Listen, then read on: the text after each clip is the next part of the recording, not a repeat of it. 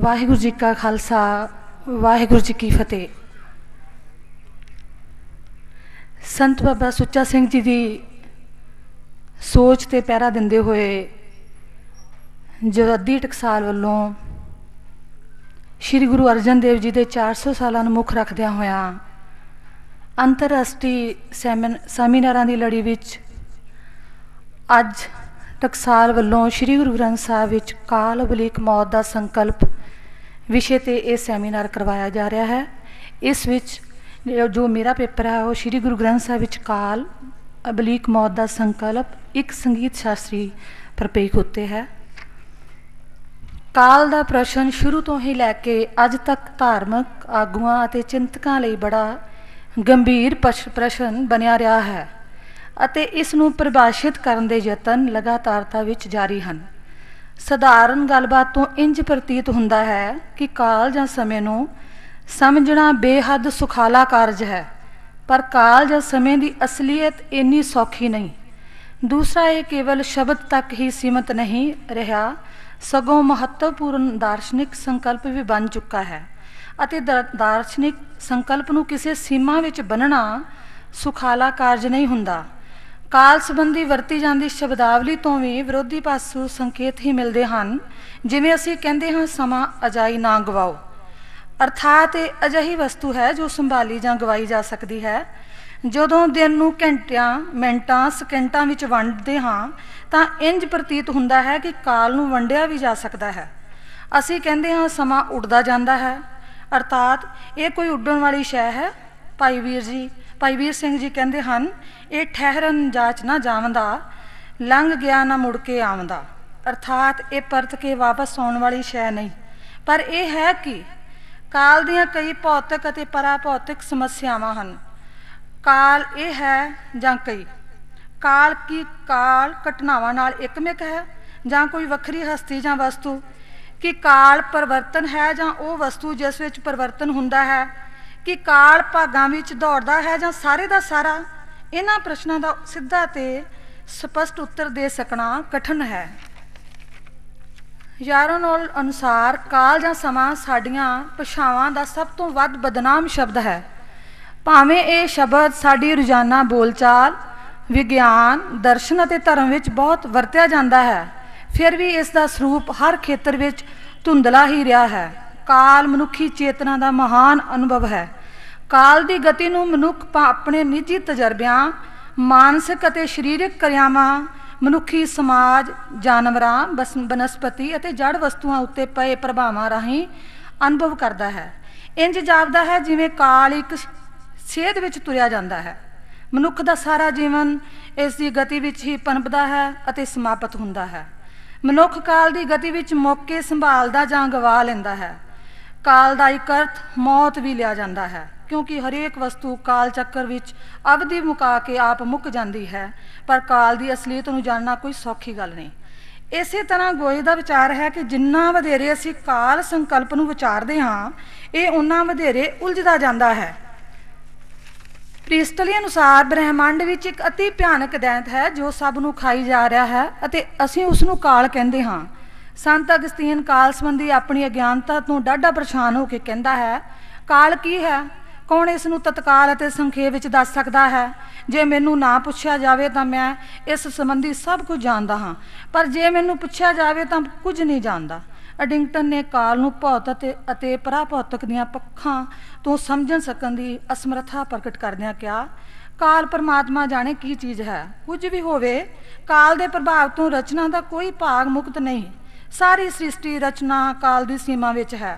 काल का प्रभाव सारे जीव जंतु महसूस करते हैं। इसलिए काल नूं जानना जिन्ना वधेरे कठिन है, उन्ना वधेरे दिलचस्प भी है। काल नूं भौतिक अते पराभौतिक दोवां दृष्टियां तो समझण दे उपराले होए हन। काल का भौतिक अनुभव भौतिक दृष्टि तो डोरा मेस्ट्रेन ने काल नूं मापी हुई गति कहा। उस संसार दीआं सारियां घाटतां किसी विशेष लय विच गतिशील हैं। जदों किसी विशेष गति नूं प्रमाणिक मापां राही मिल लिया जाता है तो काल जां समा कहाउंदा है। भौतिक विग्यानी इसे नूं काल मनते हैं। किसी गति नूं मिथी हुई लंबाई नाल मापना काल दी दर है। घड़ी मिनती ਅਤੇ ਗਿਣਤੀ ਦਾ ਅਜਿਹਾ ਜੰਤਰ ਹੈ ਜੋ ਗਤੀ ਨੂੰ ਦਿਨਾਂ, ਘੰਟਿਆਂ, ਮਿੰਟਾਂ ਅਤੇ ਸਕਿੰਟਾਂ ਵਿੱਚ ਮਿਣਦਾ ਅਤੇ ਗਿਣਦਾ ਹੈ। ਪਰ ਸਮੇਂ ਨੂੰ ਮਾਪਣ ਦੀ ਵੱਡੀ ਮੁਸ਼ਕਲ ਇਹ ਹੈ ਕਿ ਇਹ ਨੱਠਦਾ ਜਾਂਦਾ ਹੈ ਅਤੇ ਇਸ ਦੇ ਛਿਣਾਂ ਨੂੰ ਨਾਲ ਨਾਲ ਰੱਖ ਕੇ ਮੁਕਾਬਲਾ ਨਹੀਂ ਕੀਤਾ ਜਾ ਸਕਦਾ, ਕਿਉਂਕਿ ਇਹ ਛਿਣ ਇੱਕ ਦੂਜੇ ਦੇ ਪਿੱਛੇ ਤੁਰੇ ਆਉਂਦੇ ਹਨ, ਸਮਕਾਲੀ ਨਹੀਂ ਹੁੰਦੇ। ਭੌਤਿਕ ਕਾਲ ਦੀ ਮਿਣਤੀ ਨੂੰ ਪੂਰਨਤਾ ਤੱਕ ਲਿਜਾਣ ਲਈ ਨਵੇਂ ਮਾਪ ਯੰਤਰਾਂ ਦੀ ਕਾਢ ਵੀ ਕੀਤੀ ਗਈ ਹੈ। ਐਸਟਰੋਨਾਮੀਕਲ ਅਤੇ ਐਟਮਿਕ ਘੜੀਆਂ ਅਜਿਹੀਆਂ ਆਜ਼ਾਦ ਹਨ। ਰੌਸ਼ਨੀ ਦੀ ਰਫ਼ਤਾਰ ਰਾਹੀਂ ਵੀ ਕਾਲ ਦੀ ਮਿਣਤੀ ਕੀਤੀ ਜਾਂਦੀ ਹੈ, ਪਰ ਆਕਾਸ਼ ਜਾਂ ਪੁਲਾੜ ਵਿੱਚ ਅਜਿਹੇ ਚਿੰਨ੍ਹ ਪ੍ਰਾਪਤ ਨਹੀਂ ਜਿਨ੍ਹਾਂ ਨੂੰ ਕੇਂਦਰ ਮੰਨ ਕੇ ਕਾਲ ਨੂੰ ਮਾਪਿਆ ਜਾਵੇ।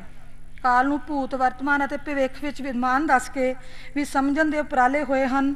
ਅਸੀਂ ਵਰਤਮਾਨ ਨੂੰ ਅਨੁਭਵ ਕਰਦੇ ਹਾਂ, ਭੂਤ ਨੂੰ ਯਾਦ ਕਰਦੇ ਹਾਂ, ਭਵਿੱਖ ਦੀ ਕਲਪਨਾ ਕਰਦੇ ਹਾਂ, ਪਰ ਜੌਨ ਡਿਊਈ ਭੂਤ ਦੇ ਗਿਆਨ ਨੂੰ ਫਜ਼ੂਲ ਸਮਝਦਾ ਹੈ। ਉਹ ਵਿਹਾਰਵਾਦੀ ਦ੍ਰਿਸ਼ਟੀ ਤੋਂ ਕਹਿੰਦਾ ਹੈ, ਪਿਛਲੀਆਂ ਯਾਦਾਂ ਨਾਲੋਂ ਹੋਣ ਵਾਲੀਆਂ ਸੰਭਾਵਨਾਵਾਂ, ਭੂਤ ਨਾਲੋਂ ਭਵਿੱਖ ਦਾ ਧਿਆਨ ਅਤੇ ਅਤੀਤਦਰਸ਼ੀ ਹੋਣ ਨਾਲੋਂ ਦੂਰਦਰਸ਼ੀ ਹੋਣਾ ਵਧੇਰੇ ਮੁਲਕ ਹੈ।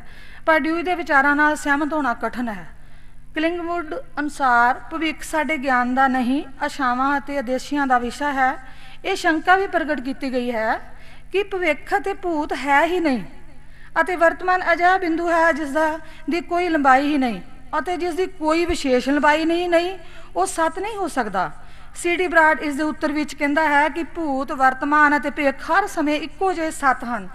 ਇਹ ਲੱਛਣ ਘਟਨਾਵਾਂ ਨਾਲ ਸੰਬੰਧਿਤ ਨਹੀਂ, ਸਗੋਂ ਉਹਨਾਂ ਦੇ ਭੌਤਿਕ ਸੰਬੰਧਾਂ ਬਾਰੇ ਹਨ। ਕੁਝ ਦਾਰਸ਼ਨਿਕ ਦਾ ਵਿਚਾਰ ਹੈ ਕਿ ਸਮੇਂ ਦਾ ਲੰਘਣਾ ਜਾਂ ਮਨੁੱਖ ਦਾ ਸਮੇਂ ਵਿੱਚ ਵਿਕਾਸ ਇੱਕ ਭੁਲੇਖਾ ਹੈ। ਭੂਤ, ਭਵਿੱਖ, ਵਰਤਮਾਨ ਕੇਵਲ ਭਾਸ਼ਾ ਦੀਆਂ ਕਿਰਿਆਵਾਂ ਹਨ ਜੋ ਉਹਨਾਂ ਦੇ ਆਪਣੇ ਕਥਨਾਂ ਨੂੰ ਸੰਬੰਧਿਤ ਹਨ। ਇਸ ਲਈ ਕਿਸੇ ਘਟਨਾ ਦਾ ਭਵਿੱਖ ਤੋਂ ਬਦਲ ਕੇ ਭੂਤ ਹੋ ਜਾਣਾ ਇੱਕ ਭਰਮ ਹੈ। ਤਿੰਨੋਂ ਕਾਲ ਇੱਕੋ ਤਲ ਤੇ ਵਿਚਰਦੇ ਹਨ। ਹਰੇਕ ਮਨੁੱਖ ਦੇ ਭਵਿੱਖ ਦੇ ਕਰਮ ਇੰਜ ਹੀ ਨਿਸ਼ਚਿਤ ਹਨ ਜਿਵੇਂ ਭੂਤ ਦੇ ਭਵਿੱਖ ਨਿਰੋਲ ਤਰਕ ਸਿਧਾਂਤਾਂ ਦਾ ਨਤੀਜਾ ਹੈ ਅਤੇ ਪਹਿਲਾਂ ਜਾਣਿਆ ਜਾ ਸਕਦਾ ਹੈ। ਭਾਰਤੀ ਦਰਸ਼ਨ ਵਿੱਚ ਕਾਲ ਦਾ ਸੰਕਲਪ, ਕਾਲ ਅਤੇ ਪੁਲਾੜ ਦੇ ਹਵਾਲੇ ਵੇਦਾਂ ਵਿੱਚ ਪ੍ਰਾਪਤ ਹਨ। ਰਿਗਵੇਦ ਵਿੱਚ ਰਿਸ਼ੀਆਂ ਨੇ ਕਾਲ ਨੂੰ ਕੁਦਰਤੀ ਵਾਤਾਵਰਨ, ਦਿਨ ਰਾਤ ਦੀ ਅਦਲਾ ਬਦਲੀ, ਚੰਨ ਸੂਰਜ ਦੀ ਗਤੀਸ਼ੀਲਤਾ, ਮੌਸਮਾਂ ਵਿੱਚ ਮਤਵਾਤਰ ਤਬਦੀਲੀ ਤੱਕ ਸੀਮਿਤ ਕੀਤਾ ਹੈ। ਰਿਗਵੇਦ ਵਿੱਚ ਮੌਤ ਦੇ ਆਦਿ ਦਾ ਕਾਰਨ ਮਾਰਤੰਡ ਦੱਸਿਆ ਹੈ, ਜੋ ਸੂਰਜ ਰੂਪ ਵਿੱਚ ਰੋਜ਼ ਜੰਮਦਾ ਹੈ ਅਤੇ ਮਰਦਾ ਹੈ ਅਤੇ ਸਾਡੀ ਮਰਨਸ਼ੀਲਤਾ ਦਾ ਕਾਰਨ ਹੈ। ਅਥਰਵੇਦ ਦੇ ਅਨੁਸਾਰ ਕਾਲ ਤੋਂ ਸਾਰੀ ਰਚਨਾ ਹੋਈ। ਕਾਲ ਤੋਂ ਪਾਣੀ, ਬ੍ਰਹਮਾ, ਤਪ ਅਤੇ ਲੋਕ ਪੈਦਾ ਹੋਏ। ਕਾਲ ਵਿੱਚ ਸੂਰਜ ਚੜ੍ਹਦਾ ਅਤੇ ਡੁੱਬਦਾ ਹੈ। ਕਾਲ ਵਿੱਚ ਹਵਾ ਚੱਲਦੀ ਹੈ। ਕਾਲ ਵਿੱਚ ਧਰਤੀ ਅਤੇ ਆਕਾਸ਼ ਹਨ। ਕਾਲ ਤੋਂ ਰਿਚ, ਯੁਜਸ, ਗੰਧਰਵ, ਅਪਸਰਾ ਪੈਦਾ ਹੋਏ। ਕਾਲ ਸਰਵੋਤਮ ਦੇਨ ਹੈ ਜੋ ਸਾਰੇ ਹੀ ਲੋਕਾਂ ਉੱਤੇ ਵਿਜੇ ਹੈ ਕਿ ਨੱਠਿਆ ਜਾਂਦਾ ਹੈ। ਭਾਰਤੀ ਧਰਮ ਦਰਸ਼ਨ ਦੇ ਖੇਤਰ ਵਿੱਚ ਸਿੱਖ ਧਰਮ ਇੱਕ ਮਹੱਤਵਪੂਰਨ ਧਰਮ ਹੈ। ਸਿੱਖ ਧਰਮ ਦਰਸ਼ਨ ਨੇ ਵੀ ਕਾਲ ਪ੍ਰਸ਼ਨ ਦਾ ਉੱਤਰ ਲੱਭਣ ਦਾ ਯਤਨ ਕੀਤਾ ਹੈ। ਸਿੱਖ ਧਰਮ ਦੇ ਪਵਿੱਤਰ ਗ੍ਰੰਥ ਸ੍ਰੀ ਗੁਰੂ ਗ੍ਰੰਥ ਸਾਹਿਬ ਵਿੱਚ ਜਿਸ ਕਰਤਾ ਪੁਰਖ ਦੀ ਆਰਾਧਨਾ ਨਾਲ ਆਰੰਭ ਹੁੰਦਾ ਹੈ, ਉਸ ਬਾਰੇ ਨਿਸ਼ਚੇ ਨਾਲ ਕਿਹਾ ਗਿਆ ਹੈ, ਉਹ ਆਦ ਵੀ ਸੱਚ ਸੀ, ਜੁਗਾਦ ਵੀ ਸੱਚ ਸੀ, ਹੁਣ ਵੀ ਸੱਚ ਹੈ ਤੇ ਸਦਾ ਸਦਾ ਲਈ ਸੱਚ ਰਹੇਗਾ। ਸੱਚ ਸ਼ਬਦ ਸੰਸਕ੍ਰਿਤ ਦੇ ਸਤੇ ਪਦ ਦਾ ਪ੍ਰਕਿਰਤਿਕ ਰੂਪ ਹੈ ਜੋ ਆਸ ਧਾਤੂ ਤੋਂ ਬਣਿਆ ਹੈ ਤੇ ਜਿਸ ਦੇ ਅਰਥ ਹਨ ਹੈ।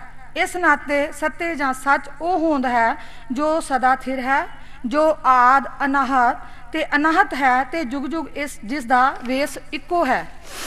ਆਦਿ ਗ੍ਰੰਥ ਦੇ ਆਰੰਭ ਵਿੱਚ ਹੀ ਇਸ ਹੋਂਦ ਨੂੰ ਨਾ ਕੇਵਲ ਤਿੰਨਾਂ ਕਾਲਾਂ ਭੂਤ, ਭਵਿੱਖ ਤੇ ਵਰਤਮਾਨ ਵਿੱਚ ਅਵਧ ਰੂਪ ਵਿੱਚ ਸਦਾ ਥਿਰ ਹੀ ਮੰਨਿਆ ਗਿਆ ਹੈ, ਸਗੋਂ ਆਦਿ ਸੱਚ ਨੂੰ ਜੁਗਾਦ ਸੱਚ ਤੋਂ ਨਿਬੇੜ ਕੇ ਇਸ ਹੋਂਦ ਨੂੰ ਸਮੇਂ ਤੋਂ ਪੂਰਬਲੀ ਕਰਕੇ ਥਾਪਿਆ ਗਿਆ ਹੈ। ਦੂਜੇ ਸ਼ਬਦਾਂ ਵਿੱਚ ਸਿੱਖ ਵਿਚਾਰਧਾਰਾ ਅਨੁਸਾਰ ਦੇਵੀਤਾ ਨੂੰ ਕਾਲ ਦੀ ਹੋਂਦ ਤੋਂ ਪੂਰਬਲਾ ਕਰਕੇ ਮੰਨਿਆ ਗਿਆ ਹੈ। ਜਦੋਂ ਕਾਲ ਅਜੇ ਤੁਰਿਆ ਵੀ ਨਹੀਂ ਸੀ, ਉਦੋਂ ਅਕਾਲ ਸੀ। ਕਾਲ ਦੀ ਬੁਨਿਆਦ ਹੁੰਦੀ ਹੈ, ਅਕਾਲ ਦੀ ਬੁਨਿਆਦ ਕੋਈ ਨਹੀਂ ਹੁੰਦੀ। ਜੋ ਸਮੇਂ ਅੰਦਰ ਹੈ ਉਸ ਦੀ ਬੁਨਿਆਦ ਹੈ। ਉਹ ਹੰਡ ਛਿੱਜ ਕੇ ਨਿਬੜ ਜਾਂਦਾ ਹੈ। ਕਾਲ ਦੇ ਬਣੇ ਹੋਏ ਨੂੰ ਕਾਲ ਹੀ ਚਬਾ ਸਕਦਾ ਹੈ। ਪਰ ਹੋਂਦ ਕੇਵਲ ਸਮੇਂ ਦੇ ਅੰਦਰ ਹੀ ਨਹੀਂ, ਸਮੇਂ ਤੋਂ ਪੂਰਬਲੀ, ਸਮੇਂ ਤੋਂ ਪਰਾਂ ਦੀ ਵੀ ਹੋ ਸਕਦੀ ਹੈ। ਇਉਂ ਸਿੱਖ ਮਤ ਅਨੁਸਾਰ ਨਿਰੰਕਾਰ ਪਰਮਾਤਮਾ ਦੀ ਹੋਂਦ ਇੱਕ ਪਰਾ ਸਮਿਆਰ ਨਿਰਤਾ ਹੈ। ਉਹ ਉਦੋਂ ਵੀ ਮੌਜੂਦ ਸੀ ਜਦੋਂ ਅਜੇ ਸਮੇਂ ਦੀ ਸਿਰਜਣਾ ਵੀ ਨਹੀਂ ਸੀ ਹੋਈ। ਸ੍ਰੀ ਗੁਰੂ ਗ੍ਰੰਥ ਸਾਹਿਬ ਸਿੱਖ ਜੀਵਨ ਜਾਤ, ਸਿੱਖ ਸਿਧਾਂਤ, ਗੁਰਮਤਿ ਸੰਗੀਤ ਦਾ ਮੂਲ ਆਧਾਰ ਹੈ। ਇਸ ਅੰਦਰ ਜੀਵਨ ਦੇ ਹਰ ਪਹਿਲੂ ਬਾਰੇ ਚਰਚਾ ਕੀਤੀ ਹੋਈ ਮਿਲ ਜਾਂਦੀ ਹੈ। ਗੁਰੂ ਸਾਹਿਬਾਨ ਨੇ ਗ੍ਰਸਥ ਮਾਰਗ ਨੂੰ ਪ੍ਰਧਾਨਤਾ ਦੇ ਕੇ ਭਾਰਤੀ ਧਰਮਾਂ ਦੀ ਸੰਸਾਰ ਤਿਆਗਣ ਦੀ ਭਾਂਜਵਾਦੀ ਪ੍ਰਵਿਰਤੀ ਦਾ ਖੰਡਨ ਕੀਤਾ ਮਨੁੱਖ ਦਾ ਜੀਵਨ ਇੱਕ ਕਠਿਨ ਸੰਘਰਸ਼ ਹੈ ਜਿਸ ਵਿੱਚ ਖੁਸ਼ੀ, ਗਮੀ, ਦੁੱਖ, ਸੁੱਖ ਆਦਿ ਦਾ ਸਾਹਮਣਾ ਕਰਨਾ ਪੈਂਦਾ ਹੈ। ਜੰਮਣਾ ਤੇ ਮਰਨਾ ਮਨੁੱਖੀ ਜੀਵਨ ਦੇ ਦੋ ਮਹੱਤਵਪੂਰਨ ਅੰਗ ਹਨ। ਗੁਰਬਾਣੀ ਅੰਦਰ ਇਹਨਾਂ ਦੋਵਾਂ ਪੱਖਾਂ ਨਾਲ ਸੰਬੰਧਿਤ ਉਚੇਚੇ ਤੌਰ ਤੇ ਚਰਚਾ ਕੀਤੀ ਗਈ ਮਿਲਦੀ ਹੈ। ਮੇਰੇ ਹਥਲੇ ਖੋਜ ਪੱਤਰ ਦਾ ਸੰਬੰਧ ਵੀ ਸ੍ਰੀ ਗੁਰੂ ਗ੍ਰੰਥ ਸਾਹਿਬ ਦੀ ਬਾਣੀ ਅੰਦਰ ਮਨੁੱਖੀ ਜੀਵਨ ਦੇ ਅੰਤ ਭਾਵ ਮੌਤ, ਕਾਲ ਉਬਲੀਕ ਮੌਤ ਦੇ ਸੰਗੀਤ ਸ਼ਾਸਤਰੀ ਪ੍ਰਪੇਖ ਨਾਲ ਸੰਬੰਧਿਤ ਹੈ। ਇਹ ਅਸੀਂ ਭਲੀ ਭਾਂਤ ਜਾਣਦੇ ਹਾਂ ਕਿ ਸ੍ਰੀ ਗੁਰੂ ਗ੍ਰੰਥ ਸਾਹਿਬ ਦੀ ਬਾਣੀ ਰਾਗਾਂ ਵਿੱਚ ਲਿਖੀ ਗਈ ਹੈ। ਇਹ ਰਾਗ ਆਪਣੇ ਸੁਭਾਅ ਸਮੇਂ ਅਨੁਸਾਰ ਵੱਖ-ਵੱਖ ਭਾਵ ਸਿਰਜਣ ਦੇ ਸਮਰੱਥ ਹਨ। ਮਨੁੱਖੀ ਜੀਵਨ ਦੇ ਇਸ ਜਗਤ ਉੱਤੇ ਅੰਤਮ ਛਿਨਾਂ ਨਾਲ ਸੰਬੰਧਿਤ ਕੁਝ ਵਿਸ਼ੇਸ਼ ਬਾਣੀਆਂ, ਗੁਰੂ ਤੇਗ ਬਹਾਦਰ ਜੀ ਦੀ ਬਾਣੀ, ਬਾਬਾ ਫਰੀਦ, ਭਗਤ ਕਬੀਰ ਦੀ ਬਾਣੀ, ਗੁਰਬਾਣੀ ਵਿੱਚ ਦਰਜ ਵਡਹੰਸ ਰਾਗ ਵਿੱਚ ਅਲਾਹੁਣੀਆਂ, ਰਾਮਕਲੀ ਸਾਧ, ਮਾਰੂ ਸੋਲੇ, ਸੋਹਿਲਾ, ਅਨਾਸਾ ਆਦਿ ਵਰਣਨਯੋਗ ਹਨ, ਜਿਨ੍ਹਾਂ ਦਾ ਇਸ ਮੌਕੇ ਕੀਰਤਨੀਆਂ ਸਿੰਘਾਂ ਵੱਲੋਂ ਕੀਰਤਨ ਗਾਇਨ ਕਰਨ ਦੀ ਪਰੰਪਰਾ ਹੈ। ਸਿੱਖ ਧਰਮ ਵਿੱਚ ਸੰਗੀਤ ਦੀ ਵਿਸ਼ੇਸ਼ਤਾ ਇਹ ਹੈ ਕਿ ਇਹ ਮਨੁੱਖ ਨੂੰ ਸਮਾਜਿਕ ਜੀਵਨ ਦੇ ਪ੍ਰਤਿਆਗ ਲਈ ਪ੍ਰੇਰ ਕੇ ਉਸ ਨੂੰ ਜੀਵਨ ਦੇ ਅਟਲ ਸੰਘਰਸ਼ ਵਿੱਚ ਇਕੱਲਾ ਨਹੀਂ ਛੱਡਦਾ, ਸਗੋਂ ਉਸ ਦੀ ਜ਼ਿੰਦਗੀ ਦੇ ਹਰ ਗਮ ਅਤੇ ਖੁਸ਼ੀ ਵਿੱਚ ਉਸ ਦੀ ਆਤਮਾ ਦਾ ਸਾਥ ਦਿੰਦਾ ਅਤੇ ਉਸ ਨੂੰ ਸੰਤੁਲਨ ਬਖਸ਼ਦਾ ਹੈ। ਜਲ ਵਿੱਚ ਕਵਲ ਫੁੱਲ ਦੀ ਤਰ੍ਹਾਂ ਨਿਰਲੇਪ ਰਹਿਣ ਦਾ ਆਦੇਸ਼ ਦਿੰਦਾ ਗੁਰਬਾਣੀ ਮਨੁੱਖ ਨੂੰ ਇਸ ਢੰਗ ਨਾਲ ਪ੍ਰੇਰਦੀ ਹੈ ਕਿ ਉਹ ਮਨੁੱਖੀ ਜਾਮੇ ਦੀ ਅਨਮੋਲਤਾ ਨੂੰ ਸਮਝਦਾ ਹੋਇਆ ਵੀ ਇਸ ਦੇ ਭੌਤਿਕ ਆਲੇ ਦੁਆਲੇ ਦੇ ਜਗੜ ਬੰਧਨਾਂ ਤੋਂ ਮੁਕਤ ਅਵਸਥਾ ਵਿੱਚ ਵਿਚਰ ਸਕੇ। ਗੁਰਮਤਿ ਸੰਗੀਤ ਮਨੁੱਖ ਨੂੰ ਮੌਤ ਅਤੇ ਨਿਰਮੌਤ ਦੋਹਾਂ ਚਿੱਤ ਬਿਰਤੀਆਂ ਤੋਂ ਪਾਰ ਜਾ ਕੇ ਵਿਰਾਗ ਦੀ ਅਵਸਥਾ ਵਿੱਚ ਪਹੁੰਚਾਉਂਦਾ ਹੋਇਆ ਮਨੁੱਖ ਦੇ ਸਮਾਜਿਕ ਜੀਵਨ ਦੀਆਂ ਵਿਭਿੰਨ ਘਟਨਾਵਾਂ ਵਿੱਚ ਸ਼ਬਦ ਕੀਰਤਨ ਰਾਹੀਂ ਮਨੁੱਖ ਦਾ ਸਾਥ ਦਿੰਦਾ ਹੈ।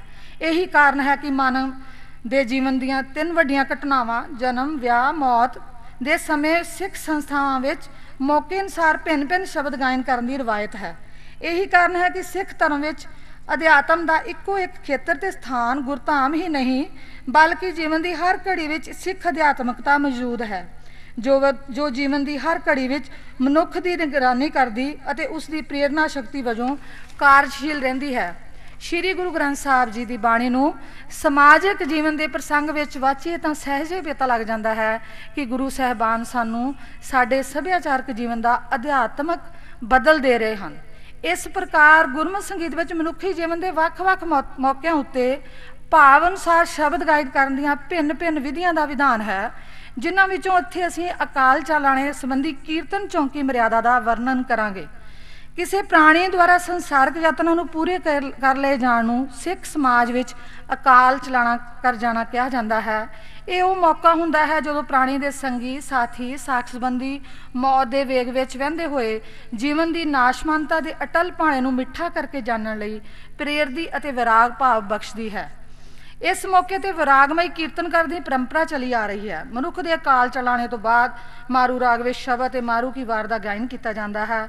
ਮਨੁੱਖੀ ਦੇਹ ਨੂੰ ਅਗਨ ਭੇਟ ਕਰਨ ਉਪਰੰਤ ਵਡਹੰਸ ਰਾਗ ਵਿੱਚ ਅਲਾਹੁਣੀਆਂ ਦਾ ਗਾਇਨ ਕੀਤਾ ਜਾਂਦਾ ਹੈ ਅਤੇ ਕੀਰਤਨ ਸੋਲੇ ਦਾ ਗਾਇਨ ਕੀਤਾ ਜਾਂਦਾ ਹੈ। ਇਸ ਤੋਂ ਬਾਅਦ ਸ੍ਰੀ ਗੁਰੂ ਗ੍ਰੰਥ ਸਾਹਿਬ ਦੇ ਭੋਗ ਪਾਇਆ ਜਾਂਦਾ ਹੈ ਅਤੇ ਮੌਕੇ ਦੇ ਭਾਵ ਅਨੁਸਾਰ ਨਿਰਧਾਰਿਤ ਰਾਗਾਂ ਵਿੱਚ ਕੀਰਤਨ ਕੀਤਾ ਜਾਂਦਾ ਹੈ।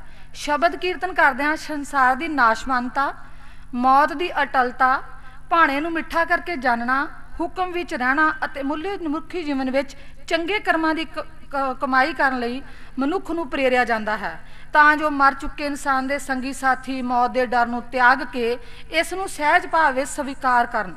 ਗੁਰਬਾਣੀ ਅੰਦਰ ਕਾਲ ਨਾਲ ਸੰਬੰਧਿਤ ਇਸ ਪੱਖ ਤੋਂ ਅਨੇਕਾਂ ਸ਼ਬਦ ਜਿਨ੍ਹਾਂ ਦਾ ਗਾਇਨ ਕਰਨ ਦੀ ਪਰੰਪਰਾ ਹੈ।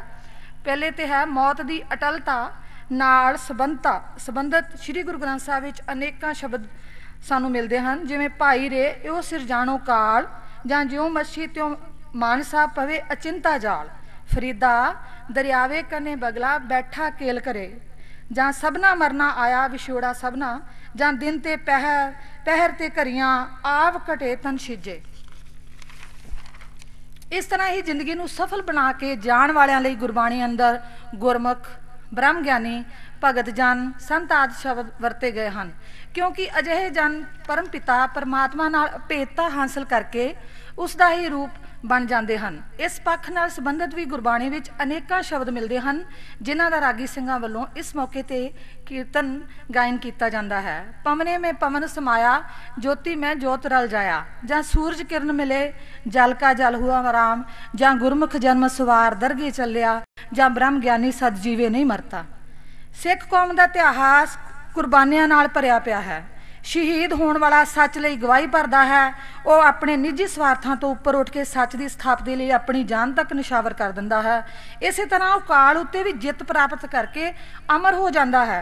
इस पहलू नाल संबंधित भी गुरमत संगीत की कीर्तन चौंकी परंपरा अनुसार अनेकों शब्द गुरबाणी विच दर्ज हैं, जिन्हां दा गायन इस मौके कीर्तनीय ਸਿੰਘਾਂ ਵੱਲੋਂ निर्धारित रागां विच कीता जांदा है।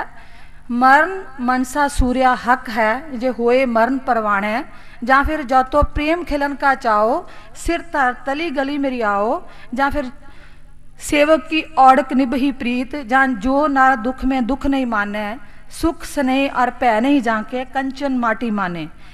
ਅਤੇ ਇਸੇ ਤਰ੍ਹਾਂ ਹੀ ਜਿਹੜੇ ਜ਼ਿੰਦਗੀ ਦੀ ਬਾਜੀ ਹਾਰ ਜਾਂਦੇ ਹਨ ਉਹਨਾਂ ਲਈ ਮਨਮੁਖ ਸਾਕਤ ਆਦਿ ਸ਼ਬਦ ਵੀ ਗੁਰਬਾਣੀ ਵਿੱਚ ਮਿਲਦੇ ਹਨ, ਜਿਨ੍ਹਾਂ ਦਾ ਕੀਰਤਨ ਰਾਗੀ ਸਿੰਘਾਂ ਵੱਲੋਂ ਕੀਤਾ ਜਾਂਦਾ ਹੈ, ਜਿਵੇਂ ਜਿਵੰਦਿਆਂ ਨਾ ਚੇਤਿਓ ਮੂਆ ਰਲੰਦਰੋ ਖਾਕ, ਜਾਂ ਪਰ ਹਰਨਾ ਲੋਭ ਝੂਠ ਨਿੰਦਾ ਇਹ ਵੀ ਕਰਤ ਗੁਦਾਰੀ, ਜਾਂ ਸਾਕਤ ਨਰ ਹੋਸ਼ੀ ਮੱਧਮ ਜਿਨ ਹਰ ਹਰ ਸੇਵ ਨਾ ਕਰਾ, ਜਾਂ ਮਨਮੁਖ ਮਰੇ ਹੰਕਾਰ ਮਰਨ ਵਿਗਾੜਿਆ, ਜਾਂ ਗੁਰਮੁਖ ਲਾਹਾ ਲੈ ਗਏ ਮਨਮੁਖ ਚੱਲੇ ਮੂਲ ਗਵਾਏ ਜਿਓ।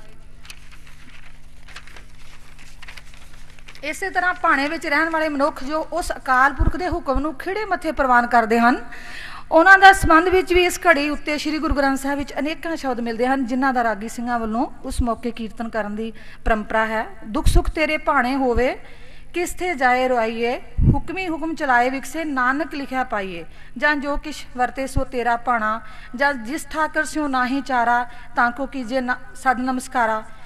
ਉਪਰੋਕਤ ਵਾਰਤਾਲਾਪ ਤੋਂ ਸਪਸ਼ਟ ਹੈ ਕਿ ਸ਼੍ਰੀ ਗੁਰੂ ਗ੍ਰੰਥ ਸਾਹਿਬ ਅੰਦਰ ਮਨੁੱਖੀ ਜੀਵਨ ਦੀ ਅਟਲ ਸੱਚਾਈ ਨਾਲ ਸੰਬੰਧਿਤ ਸੰਗੀਤ ਦੇ ਪ੍ਰਪੇਖ ਵਿੱਚ ਸਾਨੂੰ ਕਾਲ ਨਾਲ ਸੰਬੰਧਿਤ ਭਰਪੂਰ ਸਮੱਗਰੀ ਉਪਲਬਧ ਹੈ। ਮਨੁੱਖ ਦੀ ਜ਼ਿੰਦਗੀ ਨਾਲ ਸੰਬੰਧਿਤ ਦੁਖਦਾਈ ਪਲ ਉਸ ਦੀ ਮੌਤ ਹੁੰਦੀ ਹੈ, ਲੇਕਿਨ ਗੁਰਬਾਣੀ ਅੰਦਰ ਅਜਿਹੇ ਦੁਖਦਾਈ ਮੌਕੇ ਮਨੁੱਖੀ ਮਨ ਨੂੰ ਧੀਰਜ ਦੇਣ ਤੇ ਜ਼ਿੰਦਗੀ ਦੀ ਇਸ ਅਟਲ ਸੱਚਾਈ ਨੂੰ ਸਹਿਜ ਢੰਗ ਨਾਲ ਸਵੀਕਾਰ ਕਰਨ ਦੀ ਪ੍ਰੇਰਨਾ ਤੇ ਸੇਧ ਪ੍ਰਦਾਨ ਗੁਰਬਾਣੀ ਅੰਦਰ ਕੀਤੀ ਗਈ ਮਿਲਦੀ ਹੈ। ਇਹ ਹੋਰਨਾਂ ਵਿਲੱਖਣਤਾਵਾਂ ਵਾਂਗ ਧਰਮ ਦੀ ਇੱਕ ਹੋਰ ਵਿਲੱਖਣਤਾ ਹੈ ਕਿ ਮਨੁੱਖ ਦੇ ਸੰਸਾਰ ਤੋਂ ਤੁਰ ਜਾਣ ਤੋਂ ਬਾਅਦ ਗੁਰਬਾਣੀ ਦੇ ਕੀਰਤਨ ਕਰਨ ਦੀ ਇੱਕ ਅਜਿਹੀ ਨਵੇਕਲੀ ਪਰੰਪਰਾ ਸਥਾਪਿਤ ਕੀਤੀ ਗਈ ਹੈ, ਜਿਹੜੀ ਕਿਸੇ ਹੋਰ ਧਰਮ ਵਿੱਚ ਨਹੀਂ ਮਿਲਦੀ। ਵਾਹਿਗੁਰੂ ਜੀ ਕਾ ਖਾਲਸਾ, ਵਾਹਿਗੁਰੂ ਜੀ ਕੀ ਫਤਿਹ।